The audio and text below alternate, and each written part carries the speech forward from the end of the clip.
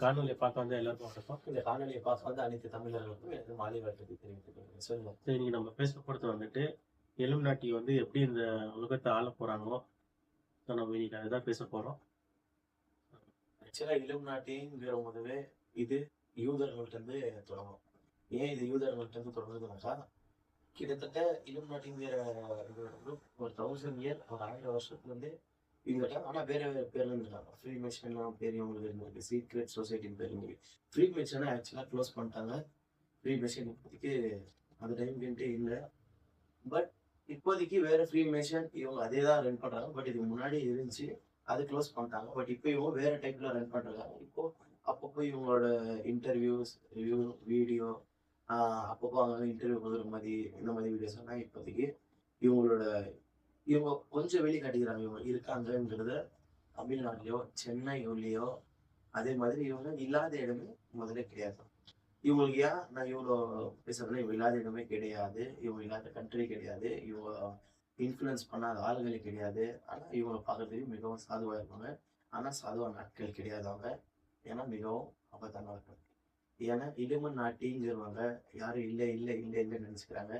இலுமன் நாட்டிங்கிறவங்க தான் இந்த உலகத்தை ஆடுறாங்க. எடுத்துக்காட்டுக்கு இப்போ ஒரு சின்ன விஷயத்த சொல்றேன். இந்த சின்ன விஷயத்த வச்சு நீங்க தெரிஞ்சுக்கோங்க. 2024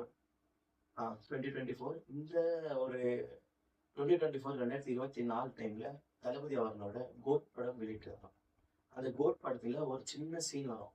அதுல CM00 தான் வரும். அந்த கார் வந்து ஆக்சுவலா தளபதி அவர்களோட கார்.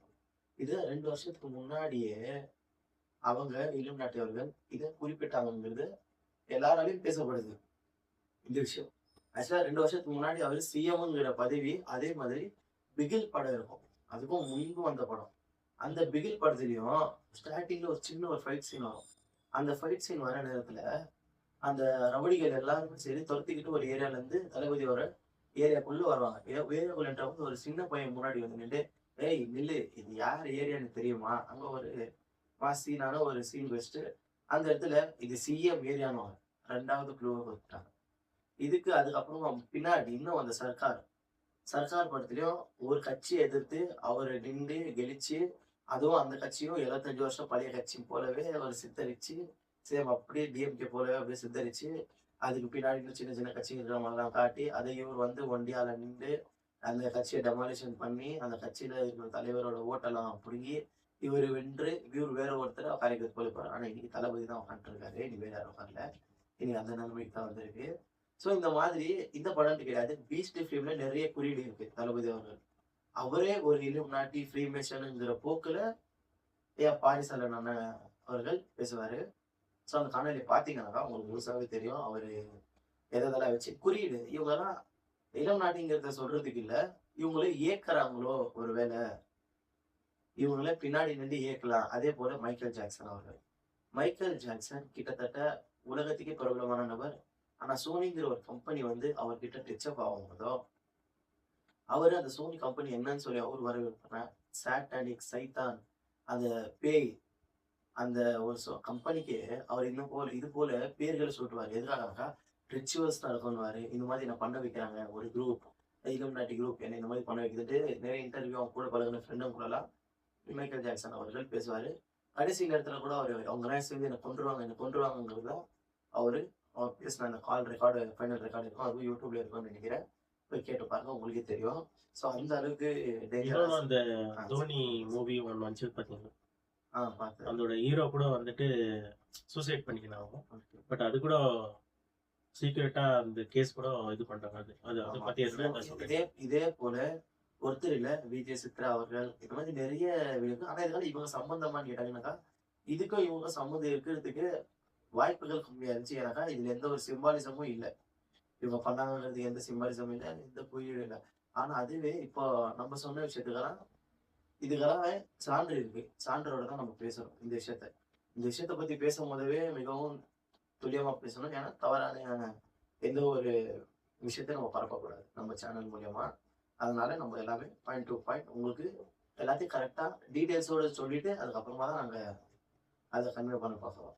இது போல இவங்க ஏற்கிறது எல்லாமே ஒன்று ஃபிலிம் இண்டஸ்ட்ரி, ஸ்போர்ட்ஸ்லயும் இருக்காங்க, ஃபிலிம்லயும் இருக்காங்க, ஸ்போர்ட்ஸ்லயும் இருக்காங்க. முக்கியமா டெலிவிஷன்ஸ் எல்லாம் நியூஸ் சேனல்ஸ் எல்லாத்தையும் நீங்க கொஞ்சம் எடுத்துக்காட்டுக்கு எடுத்துக்கோங்க.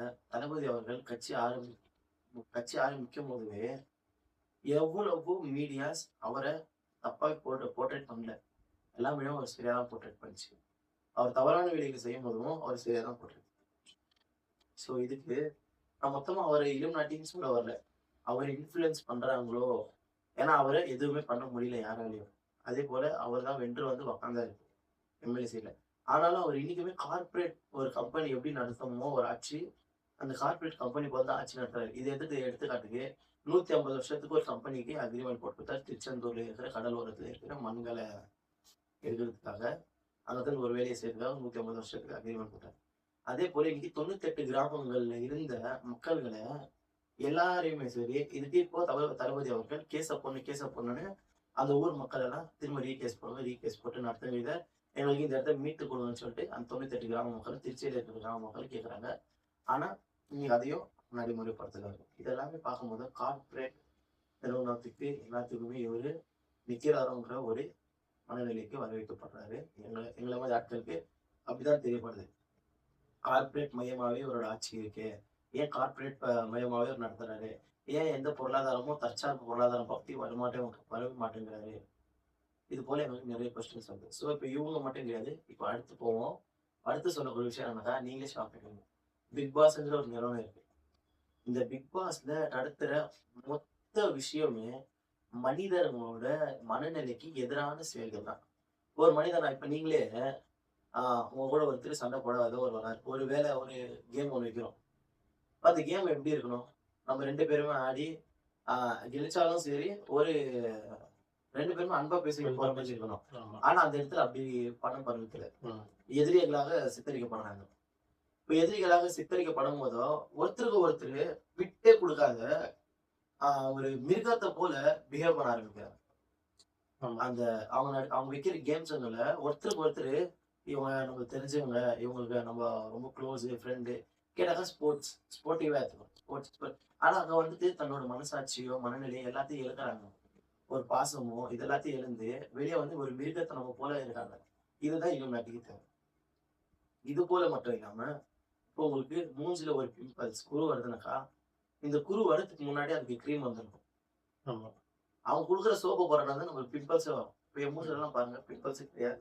இது காரணம் ஒரே ஒரு காரணம், நான் சோப்பு யூஸ் பண்ண மாட்டேன் அதிகமா. கடையில இந்த பேக் ஸ்பாட்ஸ் இதெல்லாம் எது காரணம்னாக்கா, நீங்க யூஸ் பண்ற சோப்பு, அதுக்கப்புறமா மூஞ்சிக்கு யூஸ் பண்ற சில கிரீம்ஸ், இதெல்லாம் தான் காரணம். ஸோ இதெல்லாம் இவங்களாவே எடுத்துட்டு வருவாங்க, இவங்களா இது பண்ணுவாங்க. இப்போ அடுத்து இந்த பிக் பாஸ்ல கொஞ்சம் நஞ்சம் கிடையாது. பிக் பாஸ் அந்த சிம்பிள், கண் சிம்பிள், இந்த கண் சிம்பிளை அழிவு குறிக்கும். இது இலுமினாட்டியோட ஒரு சிம்பிள். இந்த சிம்பிள் கண்ணை குறிக்கும். அது தமிழ்ல இருந்தாலும் சரி, கன்னடா இருந்தாலும் சரி, தெலுங்குல இருந்தாலும் சரி, மலையாளத்துல இருந்தாலும் சரி, ஹிந்தியில இருந்தாலும் சரி, பெங்காலில இருந்தாலும் சரி, குஜராத்தில இருந்தாலும் சரி, மராத்தியில இருந்தாலும் சரி, இது எந்த மொழியில, ஹிந்தி, இங்கிலீஷ் எதுல இருந்தாலும் சரி, பிரெஞ்சு, ஜெர்மனி எந்த லாங்குவேஜ்ல இருந்தாலும் சரி, இது இலுமினாட்டிகளோட ஷோ. இந்த ஷோ ஆக்சுவலா நடத்துறது அவங்க தான். இதுக்குதான் கமலஹாசன் அண்ணன் அவர்கள் ஃப்ரீ மிஷன்ல இருக்கிறேன்னு சொன்னார். அதே போல மதன் கௌரி, ஸ்ருதிஹாசன் இவங்க 2 பேருமே ஒரு மீடியால உட்காந்துட்டு, அதே மதன் கௌரி அவர்கள் மீடியாவை தான் இருக்கும். அந்த மீடியால உட்காந்துக்கிட்டு இவங்க என்ன பண்ணுவாங்கனாக்கா, நீங்க அந்த மதன் கௌரி அவர்கள் கேட்கவே மாட்டாரு. ஆனா ஸ்ருதிஹாசன் அவர்களே, கமலஹாசனோட ஒரு பெண், அவங்களோட பொண்ணு, அவங்கள வந்து வாண்டடா சொல்லுவாங்க, நாங்கதான் இலுமினாட்டி, நாங்கதான் இலுமினாட்டி குரூப், நாங்க அந்த குரூப் அவங்களே சொல்றாங்க வீடியோ. அந்த வீடியோ போய் பாருங்க, மதன் கௌரி ஸ்ருதிஹாசன் இன்டர்வியூ சொல்லிட்டு போட்டு பாருங்க, உங்களுக்கு இவங்க எப்படியெல்லாம் நம்மள ஆள்றாங்கன்ட்டு. ஸோ இந்த மாதிரி விஷயம் இருக்கு. அவங்கள அவங்க பொண்ணே வாண்டடா வந்து சொல்றாங்க, நாங்க இலுமினாட்டி, நாங்கெல்லாம் இலுமினாட்டிங்கிறத அவங்க வெளிக்காட்டிக்கிறாங்க. ஸோ இவங்க வெளிக்காட்டிக்கிறாங்க. அதே போல கமலஹாசன் அவர்கள் இருந்தாரு. அதுக்கப்புறமா விவேகானந்தா அவர்களும் இருந்தாரு. சுவாமி விவேகானந்தா அவர்கள் புக்ஸ் எல்லாரும் படிச்சிருப்போம். ஆனா அவரும் ஃப்ரீ மிஷனுங்கிற ஒரு குரூப்ல இருந்தாருங்கிறது இருக்கு குறிப்பு. அதே போல இவர்களை எதிர்த்தவர்களை என்னென்ன பண்ணிருக்காங்கன்னு தெரியுங்களா? இவங்க ஒரு கார்பரேட் நிறுவனம். மொத்த கார்பரேட்ஸை நடத்துறவங்க இந்த இலுமினாட்டிஸ் தான். இந்த இலுமினாட்டிகள் கார்பரேட்ஸை நடத்தும் போது என்னன்னாக்கா, இவங்களுக்கு தொல்லை யாருன்னு இப்போ பாத்தீங்கன்னாக்கா, சாதாரண தற்சார்பு நிலையில இருக்கிறாங்க இல்லைங்களா, தன்னோட வேலையை தானே செஞ்சு தன்னோட உணவை தானே உண்றாங்க இல்லைங்களா, அவங்க தான் இவங்களுக்கெல்லாம் மிகப்பெரிய எதிரியாக தெரிகிறது. எதுக்காகனாக்கா இவங்ககிட்ட எது வாங்கினாலும் சரி இவங்ககிட்ட தான் நீ போய் வாங்கணும். எந்த பொருட்களை வாங்கினாலும் சரி இவங்ககிட்ட நீங்க தான் போய் வாங்கணும். இது ஏன் நீங்க மட்டும் அவங்ககிட்டயே போய் வாங்கணும், அவங்ககிட்டயே சாப்பிடணும்னாக்கா அவங்க கிட்ட சக்தி இருக்காது. அவங்க கொடுக்குற எந்த ப்ராடக்ட்லயும் சக்தி இருக்காது. நம்ம கிட்ட இருக்கிற முதல்ல நம்ம வலிக்கிட்டு இருந்த ஒரு வேப்பங்குச்சியை வச்சு வலிக்கிட்டு இருந்தோம். ஆமா. அந்த வேப்பங்குச்சிய பேஸ்ட் இல்ல இப்ப வேப்பங்குச்சி யூஸ் பண்றது பேஸ்ட். இப்போ யூஸ் பண்றது பேஸ்ட். இதுக்கு முன்னாடி நம்ம யூஸ் பண்ணது வேப்பங்குச்சி அடுப்பு கறி யூஸ் பண்ணோம். Okay. அதுக்கப்புறமா உப்பு இதை போட்டு வளர்க்கிட்டு இருந்தோம். உப்பு அடுப்பக்கறியும் வேப்பங்குச்சி இதெல்லாம் வச்சு வளர்க்கிட்டு இருந்தோம். அதுக்கப்புறமா கொஞ்ச நாள் வச்சு உங்க டூத் பேஸ்ட்ல உப்பு இருக்கா அப்படின்னு கேட்கறாங்க. உங்க டூத் பேஸ்ட்ல நீம் இருக்கான்னு கேட்கறாங்க. என்ன நீம்னா அதேதான். நான் எதுல வளர்க்கிட்டு இருந்தோமோ அதுவே எங்க கிட்ட இருந்து பிடிங்கி இப்போ மறுபடியும் எங்க கிட்ட அதை வந்து திணிக்க பாக்குறீங்க. இது எந்த அளவுக்கு ஒரு கொடுமையாக இருக்கும். இது ஜனங்களும் யாரும் பார்க்கறது இல்லை.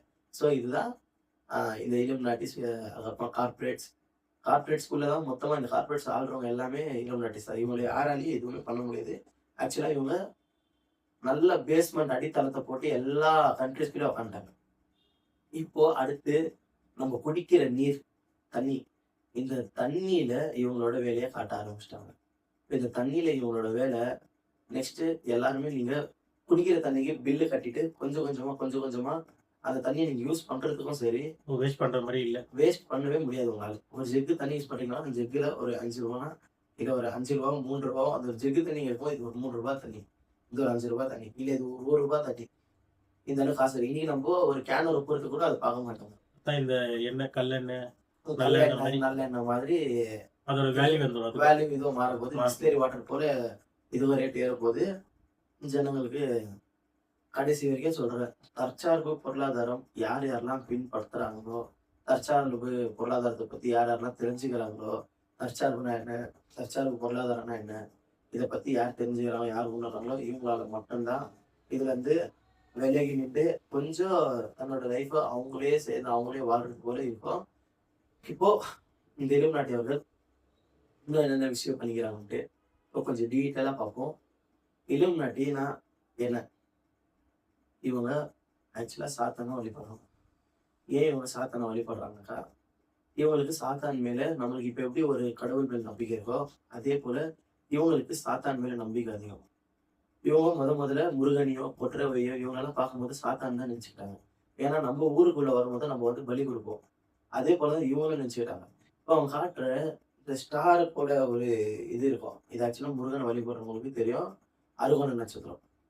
இந்த அருகோண நட்சத்திரம் தான் அவங்க வந்துட்டு நம்ம முருகனை வந்து பலி கொடுத்துட்டு இருந்தாங்க. முன்காலத்துல முருகனுக்கு பலி கொடுப்பாங்க வெள்ளாட்டுக்கறியை. இன்னைக்கு வந்துட்டு முருகரை சைவ கடவுளா மாத்திருக்கிறாங்க. எல்லாம் வெஜ்ஜின்னு மாத்திக்கிறாங்க. ஆனா முருகனுக்கு வெள்ளாட்டுக்கறியை ரத்தத்தை கொடுக்குவாங்க. வெள்ளாட்டுக்கறியை இதை யாரு சொன்னாலும் சரி யாரும் நம்பவும் மாட்டாங்க. ஆனா முருகனுக்கு முருகன் கோயில பலியிட்டு இருக்கும், விளையாட அறுப்பாங்க. இதை பார்த்து இவங்க முருகனை அந்த அருகோண நட்சத்திரத்தை வச்சு வழிபடும் போதோ இதுவும் சாத்தான வருஷத்தான், அப்ப நமக்கு இதுவும் தேவை இதையும் தூக்கி வச்சுக்கிட்டாங்க. நம்மளோட அருகோண நட்சத்திரமும் அவங்க எடுத்து வச்சுக்கிறாங்க. முருகனுக்கு சிலை இல்லை, அது இருந்துச்சு, சிலையே இல்லை, அருகோண நட்சத்திரம் வச்சுதான் வழிபடாங்க. இப்பதான் சிலை வந்துருக்கு ஆச்சுங்களா. கொஞ்சம் காலத்துல தான் அவரு சோழர்களோட காலத்துல இந்த கொஞ்சம் பீரியட்ல தான் வந்திருக்குது. அதே போல இவங்க யாரு, இவங்களோட ஆர்ஜின் என்னன்னு கேட்டீங்கன்னாக்கா இவங்க வந்து ஒரு யூத வம்சாவளி. யூதர்கள்னா இப்ப யாருன்னு நீங்க போயிட்டீங்கன்னாக்கா இன்னைக்கு கிறிஸ்தவர்கள் இருக்காங்க, இஸ்லாமியர்கள் இருக்காங்க. இப்ப நீங்க எப்படி எடுத்துக்கணும் கணக்கு, கிறிஸ்தவருக்கு இஸ்லாமியருக்கு இன்னும் முன்னாடி இருந்தவங்க கிறிஸ்தவர்கள், கிறிஸ்தவருக்கும் இன்னும் முன்னாடி இருந்தவர்கள் யூதர்கள். எல்லாருக்கும் முன்பேவங்க. இப்ப யூத மரபுல இருந்தவங்க, யூத வம்சாவளியில இருந்தவங்க சரி, யூத மதம்ங்கிறது ஒண்ணு இருக்கு. இந்த யூத மதத்துல இருந்து தெரிஞ்சு வந்த மதம் தான் 2 மதமும், இஸ்லாமிக் மதமும் கிறிஸ்துவ மதமும். கிறிஸ்துவ மதம் முதல்ல வந்துச்சு. கிறிஸ்துவ மதத்துல இருந்து சில பிழைகளை கரெக்டா பண்ணிக்கிட்டு வந்த மதம் தான் இஸ்லாம். சரிங்களா. அவங்க நம்ப மாட்டாங்க. யாரு? யூதர்கள் யூத மதத்தை வச்சுட்டு இருக்கவங்க இவங்க வந்துட்டு இதை நம்ப மாட்டாங்க. இயேசு அவர்கள் வந்தாரு, அவர் தான் நெக்ஸ்ட் ப்ராஃபிட்ங்கிறத அவங்க நம்ப மாட்டாங்க. அவர் தான் நெக்ஸ்ட் ப்ராஃபிட்ங்கிறத நம்ப மாட்டாங்க. முகமது நபி அவர்களையும் அவங்க இஸ்லாம் ரீதியில அவங்க நம்ப மாட்டாங்க. அவங்களுக்கு இன்னொருத்தர் வராரு, இவங்க கிடையாதது. இதுதான் அவங்களோட இது அஜெண்டா. ஸோ இத அவங்க நம்பாதனால கிறிஸ்தவர்களையும், இஸ்லாமியர்களையும் மிகவும் மோசமா வெறுப்பாங்க. இது 2த்தையும் சேர்த்து வெறுப்பதனால இவங்களுக்கு என்ன கிடைக்குது, என்ன கிடைக்குது, என்ன கிடைக்குதுன்னு யோசிக்கலாம். இதுல வந்து என்ன ஆச்சுனாக்கா, யூத மதத்துல இருந்தவங்க, யூத மதத்துல திரிஞ்சு கிறிஸ்தவ மதத்துக்கோ, இஸ்லாமிய மதத்துக்கோ பிரிஞ்சுட்டாங்க. இப்ப இஸ்லாமிய மதத்துக்கும், கிறிஸ்தவ மதத்துக்கும் தனித்தனியா மக்கள்கள் வரல. அங்கருந்து இருந்த மக்கள் தான் அப்படியேதான் இப்படி கன்வெர்ட் ஆகும். இதுக்கு தனியா மக்கள்கள் இருக்கல. இது ஒண்ணும் தனியா மக்கள்கள் இருக்கல. அங்கருந்து இருந்தவங்க அப்படியே குழந்தைகளை பெத்துக்கிட்டு வருங்காலத்துல பட் வரும்போது இப்ப எல்லாம் தனித்தனி ஆயிட்டாங்கல்ல. அதுக்கப்புறமா இப்ப தனித்தனியா ஆயிட்டாங்க. இப்போ ஆனா இப்ப யூதர்கள் வந்து மிகவும் குறைவான ஒரு எண்ணிக்கையில காண்றாங்க. இது அவங்களுக்கு மிகவும் கோவத்தை அளிக்குது. ஸோ இது ரொம்ப அவங்களுக்கு வெறியாகிறதுனால அவங்களுக்கு என்னன்னாக்கா, இந்த உலகத்தையே நம்ம தான் ஆளணும். இந்த உலகத்தை அவங்க தான் ஆளணும்ட்டு அவங்களுக்கு ஒரு தாட்ஸ்.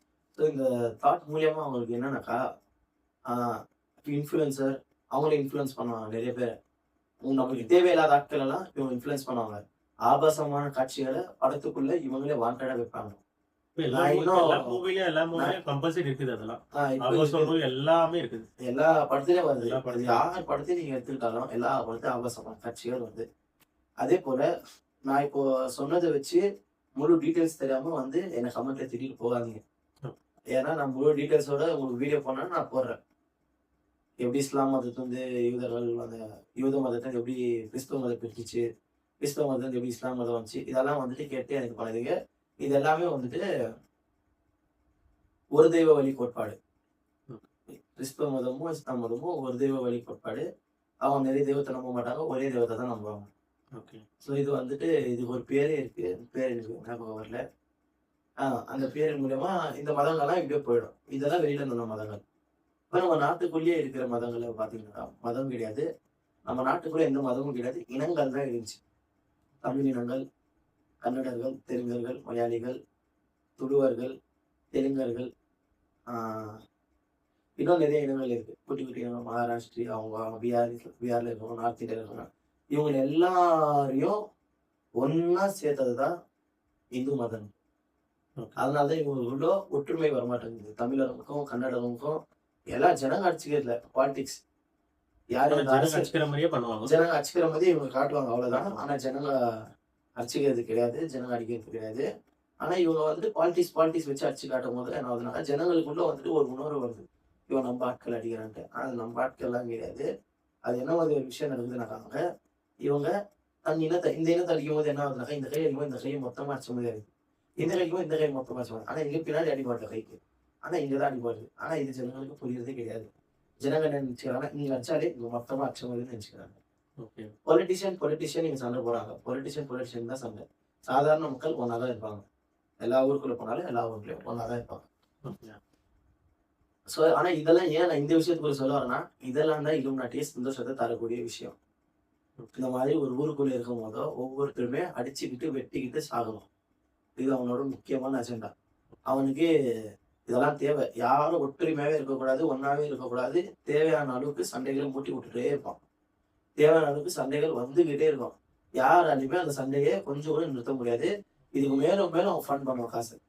ஒரு நாடு கண்ட்ரி இப்போ இவர்கள் ஈரான்ல சண்டை நடந்துச்சு. ஈரானுக்கும் அமெரிக்காவுக்கு தான் சண்டை. ஈரானுக்கும் அமெரிக்காவுக்கும் 2 பேருக்கு நடுவில் சண்டை நடக்கும்போது இஸ்ரேல் நடுவில் வந்துட்டு அவங்க தலைவரை போட்டு கொண்டுட்டான். ஓகே. பாம்பு போட்டு கொண்டுட்டான். ஆனா இதுக்கு யாராலும் ஏதாச்சும் ரிவெஞ்ச் எடுக்க முடிச்சுக்கலாம். ஒண்ணும் பண்ண முடியாது. ஒருத்தரால கூட ரிவெஞ்ச் எடுக்க முடியல. ஏன் ரிவெஞ்ச் எடுக்க முடியலன்னு யாராச்சும் கேட்டாங்களா? யாருமே கேட்கல. ஆனா அதுவே இந்த வேலையை இஸ்ரேல்ல இருக்கிற யாராச்சும் ஒருத்தர் இவங்க ஏதாச்சும் பண்ணிட்டு இருந்தாங்கன்னா இவங்களால வேர்ல்டு வார் ஸ்டார்ட் ஆகிடும். ஏன்னா இவங்களோட மொத்த யூத வம்சாவளியுமே அங்கதான் இருக்காங்க. ஓகே. அது போல இஸ்ரேலுக்குள்ளதான். இஸ்ரேலுக்குள்ள போயிட்டீங்கன்னாக்கா இயேசு பிறந்த இடம் இஸ்ரேலுக்குவாங்க. ஆனா இன்னைக்கு அதுக்குள்ள ஒரு சிலுவையை தூக்கிட்டு போனா காரி துப்புறானுங்க. ஓகே. அசிங்கமான வார்த்தையில இயேசுவை பழிக்கிறாங்க, ஓகே. பேசுறாங்க. அந்த அளவுக்கு இன்னைக்கு மோசமா இஸ்ரேல் ஆயிட்டு இருக்கு. இஸ்ரேல் தான் அவங்களோட இன்னைக்கு முக்கியமான ஒரு பிளேஸ், முக்கியமான ஒரு நல்ல ஒரு கம்பீரமான ஒரு இடத்த போட்டு வச்சுக்கிற ஒரு இடம் எதுனாக்கா இஸ்ரேல். யூதர்களோட முக்கியமான இடம் இஸ்ரேல் தான். ஓகே. இப்போ இஸ்ரேல், அமெரிக்கா இவங்க 2 பேருமே சேர்ந்துதான் இந்த உலகத்துல நடக்கிற எல்லா சண்டை, எல்லா பஞ்சாயத்தையும் நடத்த முடியுது. நடத்தி பேசுறது, சண்டைங்களை மூட்டுறது எல்லாம் இந்த 2 நாள் தான். இவன் மூட்டுவான், இவன் சண்டைய மூட்டுவான், இவன் அதுக்கு போய் துணை நிப்பான், நடுவுல வரவங்க போட்டு அடிப்பான். அதான். இதனால மட்டும்தான் மோடி அவர்கள் கொஞ்ச நாளுக்கு முன்னாடி போய் Israel is a father for India அப்படின்னு சொல்லிட்டு வந்தான்.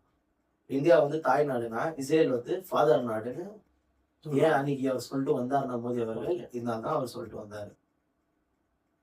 வேற எதுவுமே இல்லை. காரணம் இவ்வளவும் அவங்களுக்குள்ள இருக்கிற விஷயம் இது நம்ம வரைக்கும் எப்படி தெரியுதுன்னா நாங்க இதை வந்துட்டு துல்லியமா இதை கவனிக்கிறோம். அதனால எங்களுக்கு தெரிய வருது. சப்போஸ் நாங்களே இதெல்லாம் துல்லியமா கவனிக்காம நாங்களும் அப்படியே அவர் ஏதோ பேசி போறாரு, அவர் ஏதோ ஃபாதர் லேண்டுன்றாரு, ஏதோ மதர் லேண்டுன்றாரு அப்படியே நாங்களும் போயிட்டு இருந்தோம்னா எங்களாலே இதை பத்தி தெரிஞ்சுக்கிட்டு. ஆனா நாங்க இதெல்லாம் அப்படி கிடையாது, விடுறது கிடையாது. ஏன்னா எங்களுக்கு ஜனங்களோட நம்பிக்கையான வாழ்க்கையோ ஜனங்களோட வாழ்க்கை எங்களுக்கு ரொம்ப முக்கியம். ஜனங்களுக்கு எல்லா விஷயத்தையும் தெரிவிக்கணும்னு நாங்க ஒரு விஷயத்தையும் ரிசர்ச் பண்ணி தான் இந்த வீடியோல இவ்வளவு விஷயத்த சொல்றோம். இளம் நாட்டிங்க கிட்ட அவ்வளவும் உஷாரா இருக்கணும். ஏன் உஷாரா இருக்கணும்னாக்கா நீங்க கொஞ்சம் மிஸ் ஆனீங்கன்னா கூட நம்மள ஒரு இனத்தின் மேல அவங்களோட கண்ணு பட்டுச்சு அழிக்கணும்னு நீங்க ஒரு சின்ன ஒரு இன்னொரு எக்ஸாம்பிள் சொல்றேன். இலங்கையில தலைவருக்கும் மேதக தலைவர் உலக தலைவருக்கும் ஒரு போர் நடந்துச்சு. உலக தலைவரோட போர்.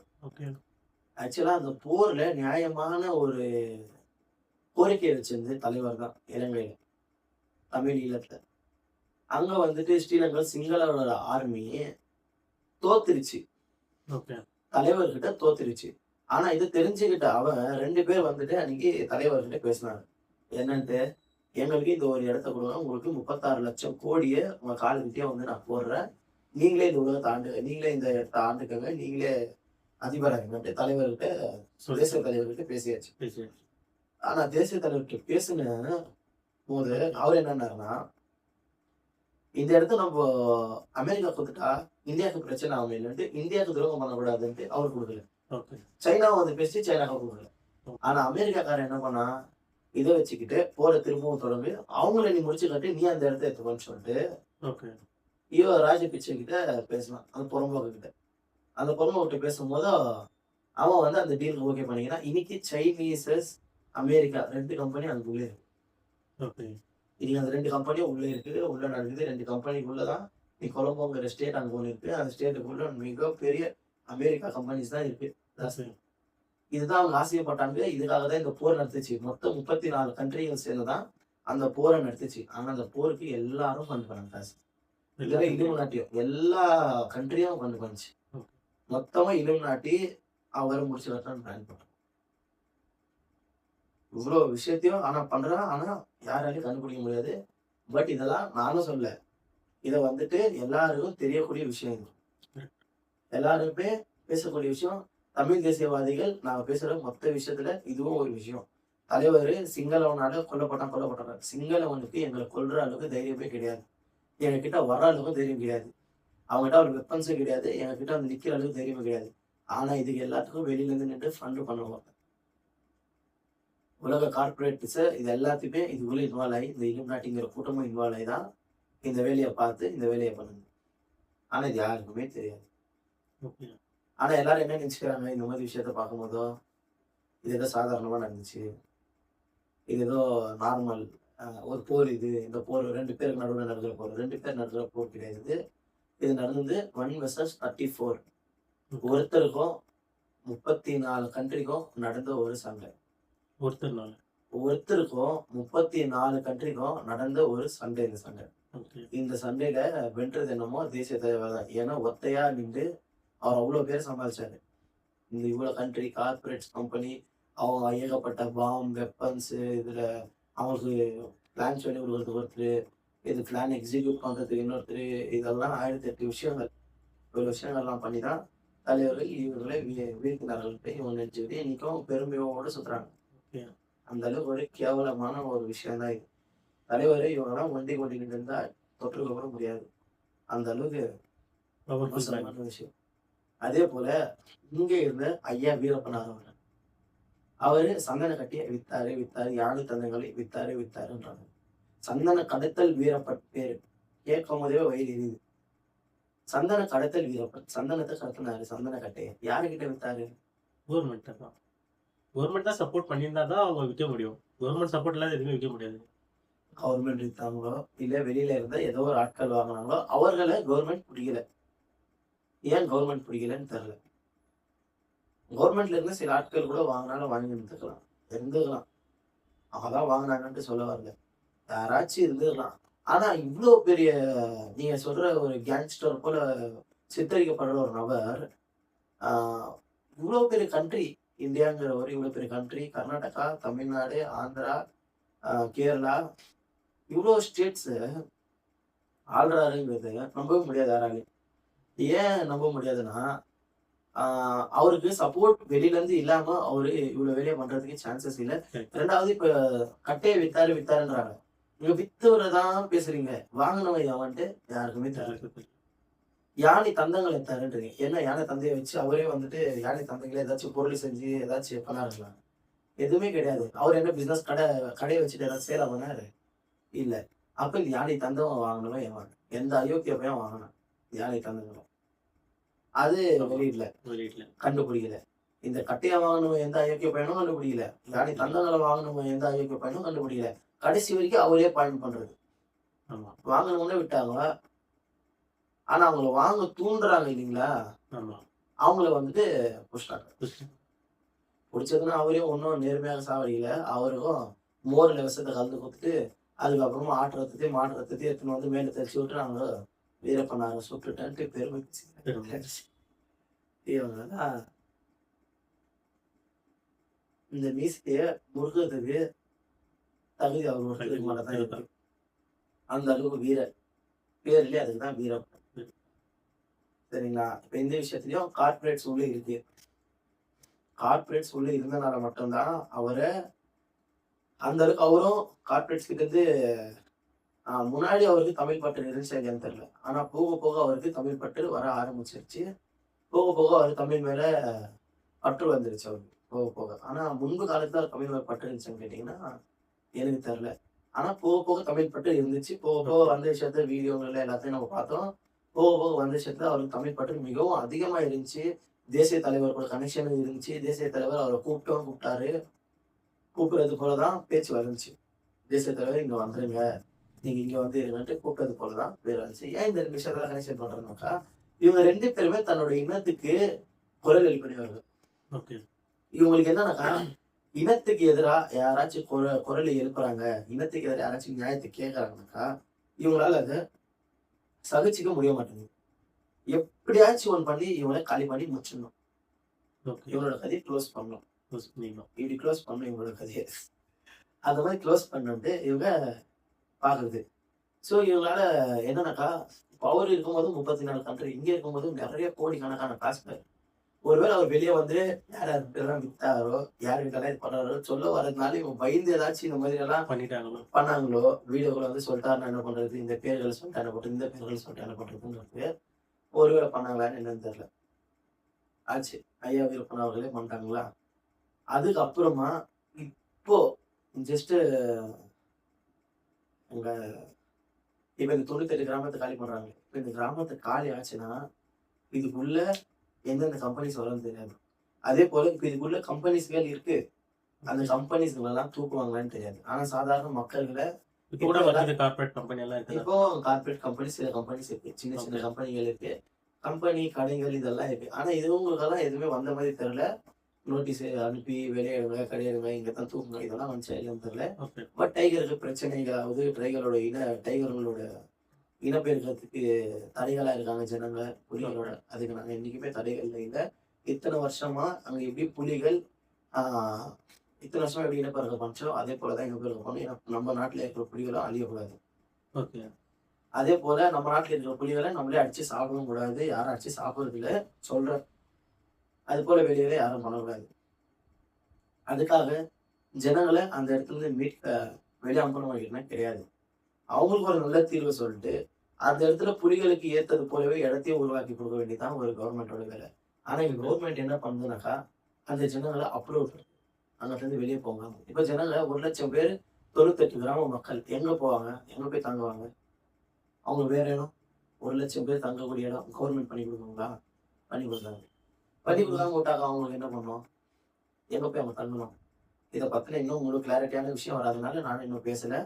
அது பத்தின இப்போ இது எல்லாமே நம்ம சிஎம் சார் போலியா நம்ம விஜய் அண்ணாக்கு அவருக்கு போவாது எந்த விஷயமும் இருக்காது. அவருக்கு தெரிஞ்சுதான் அடுத்த நெக்ஸ்ட் ஸ்டெப்பு இப்படி ஒரு நகரணும்னாலும் அவருக்கு தெரிஞ்சுதான் நடக்கும்.